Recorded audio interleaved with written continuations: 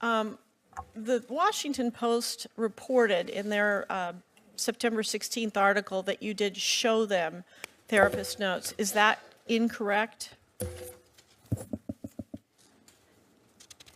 I don't remember physically showing her a note. Okay. Perhaps my counsel did. I don't remember physically showing her my copy of the note. Okay. But I just don't remember. I'm sorry. I have retrieved a physical copy of those medical records. Okay, thank you. You also attended individual therapy. Did you show any of those notes to the reporter from the Washington Post? Again, I don't remember if I showed her like something that I summarized or if I just spoke about it, or if she saw it in my counsel's office. I don't know for sure, but I certainly spoke with her about the 2013 record with the individual therapist. And Brett Kavanaugh's name is not in those notes, is that correct? Correct. Okay. In reading the Washington Post article, it mentions that this incident that we're here about contributed to anxiety and PTSD problems with which you have struggled. The word contributed, does that mean that there are other things that have happened that have also contributed to anxiety and PTSD? I think that's a great question. I think the etiology of anxiety and PTSD is multifactorial.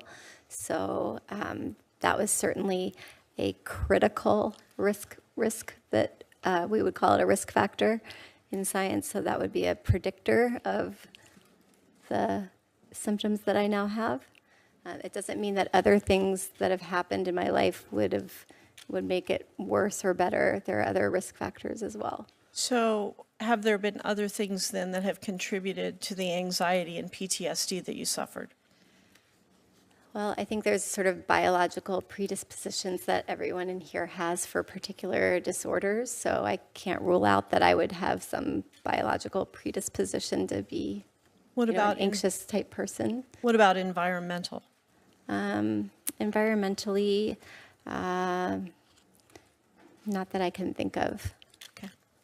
Certainly nothing as striking as that event. Okay. In your interview with the Washington Post, you said that you told your husband early in your marriage that you had been a victim of, and I quote, physical abuse. In your statement, you said that before you were married, you told him that you had experienced, quote, a sexual assault. Do these two things refer to the same incident? Yes. And at either point on these two times, did you use any names? No. Okay. May I ask, Dr. Ford, how did you get to Washington? In an airplane. Okay. I asked that because it's been reported by the press that you would not submit to an interview with the committee because of your fear of flying. Is that true?